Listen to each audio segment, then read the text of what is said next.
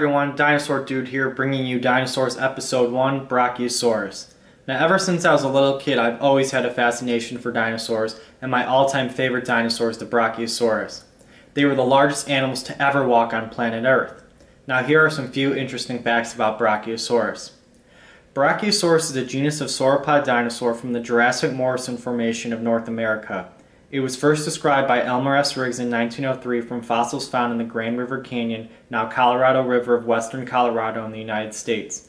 Riggs named the dinosaur Brachiosaurus altithorax, declaring it the largest known dinosaur.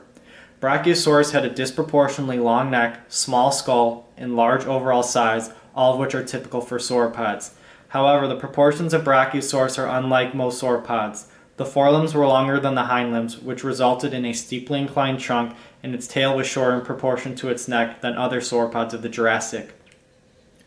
Brachiosaurus is one of the rare sauropods of the Morrison Formation. The type specimen of Brachiosaurus altithorax is still the most complete specimen, and only a relative handful of other specimens are thought to belong to the genus. It is regarded as a high browser, probably cropping or nibbling on vegetation as high as 30 feet off the ground.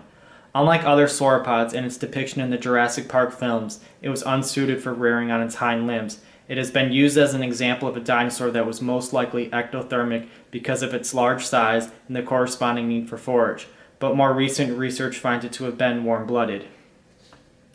Like all sauropod dinosaurs, Brachiosaurus was a quadrupedal animal with a small skull, long neck, large trunk with a high ellipsoid cross-section, a long muscular tail, and slender columnar limbs.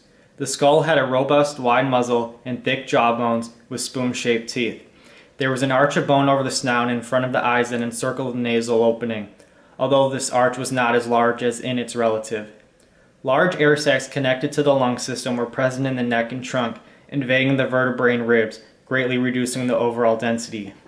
Unusually for a sauropod, the forelimbs were longer than the hind limbs. The humerus of Brachiosaurus was relatively lightly built for its size, measuring 6.7 feet in length in the type specimen. The femur of the type specimen was only 6.7 feet long. Unlike other sauropods, Brachiosaurus appears to have been slightly sprawled at the shoulder joint, and the ribcage was unusually deep. This led to the trunk being inclined with the front much higher than the hips, and the neck exiting the trunk at a steep angle. Overall, this shape resembles a giraffe more than any other living animal. Now let's take a look at a Brachiosaurus skull.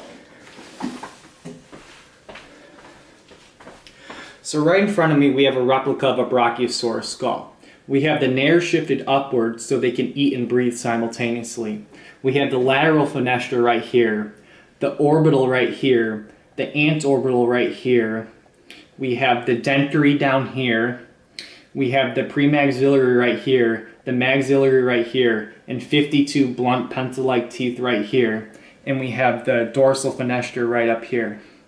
Now these animals were just fascinating. They weren't just giants, they were gentle giants, and they will always be my all-time favorite dinosaur.